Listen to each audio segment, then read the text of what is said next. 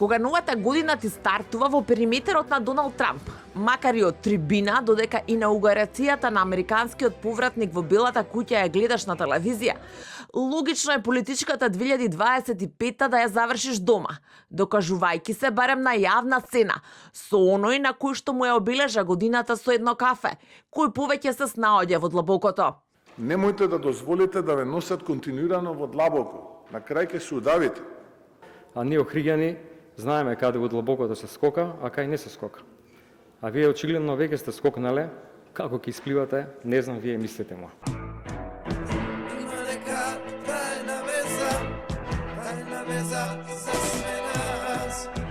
А за да се стигне до длабокото, првите чекори се прават во плиткото.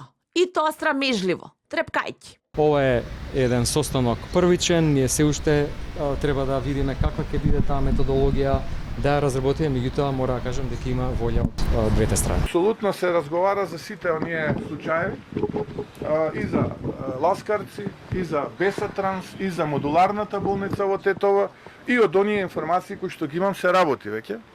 Домашниот ЕСАП на пазар не излегува, а пазарот колку да се преживее, иако диоптерот малку повеќе заматен. Не е лош резултат. ЕСАПот не излезе прецизен математички на другата страна од градот. Празна бина и бројки кои ни баклите по триумфална не успеа да ги сокријат. Со председател на владата имаме одлична соработка, ние сме пред се пријатели. Факт е дека гласачите кои што гласаа за Влен не излегоа и не го поддржаа Орце Георгиевски, тоа е што е. Ако на Бихачка Кривогашта ни стана символ на опозиционерството на Филипче, во ВМРО ДПМН не се славеше за Скопје, туку за последната рунда меѓу поранешните верни другари ВМРО ДПМН и ДУИ во Кичево. Од шокот во Речица да се повратат им требаше неколку дена. Не ми во план, ниту имам намера да си поднесам оставка, затоа што според резултатите од првиот изборен круг, ние сме победници. Вечниот лидер последниот удар го доби од своите бивши. Па нели што би рекле, каменот од блиску доаѓа. Сега каменот удри завиткан во ВМРО-вски бои, но да не ситничариме. На Дуи Ахмети, кои што се залага за легитимитет, да им честитам за победата во Пласница. Кај оние кои се изненадија прво себе си, а потоа и сите други. Каменот се уште не удрил, но душегрижниците ќе речат кај да е. Над 60.000 гласа и втор круг во Скопје. Портпаролот на Левица го вивнаа во политичките височини. А дали таму и ќе остане, се чини најмногу зависи од тој што го кандидираше. Амар од обичен левичарски воин вечерва стана специјалец. Оној пак што годинава ја направи најголемата промаја на Илинденска број 2, агонијата дали ќе преживее ќе му се одолжи во новата. Кога Армен Таравари ја напушти владата повторно, за да се смести во Речица, имаше ЕСАП. Дали ќе му излезе ќе видиме на 11 јануари, или пак уште еднаш ќе удри каменот од поранешниот потпредседател на ДУИ, кандидат на Вреди во Гостивар. Алијанса за албанците едногласно одлучи да оди во опозиција. Алијансата за албанците пак има помалку букви во името, отколку фракции. Кој како само некој се дели. Пазарот секогаш ист, фотелја, макар и часови по македонски да е цената. Почнам, сигурно. Да. Третиот коалицијски партнер на Илинденска пак математички непрецизно. Бараше 5 кандидати за градоначалници, доби 2, освои 1. Како тргнал не се исклучува непрецизноста во математиката и во влада да му се преслика.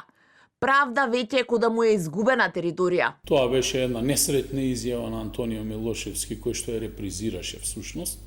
А кога ќе се помешаат бројките, може да се помеша и меморијата. Па така да заборавиш дека опозицијскиот непријател број 1 ти бил пријател во времето за кое што сакаш да се фалиш. Среќен сум што сме могли да помогнемо нашој браќи и пријателјима. Сега кога си власт, макар и во опозиција, лесно се менаџира. Како главен за историски најголемиот пораз, многу лесно се спасуваш само себе си во својата партија. Тие пак што ти бараат отчет, уште полесно ги редиш до власта. Или си СДСМ, или си тезгарош. Да, барам оставка на председателот на СДСМ. Кога си ја имаш мувата на капата, тоа е.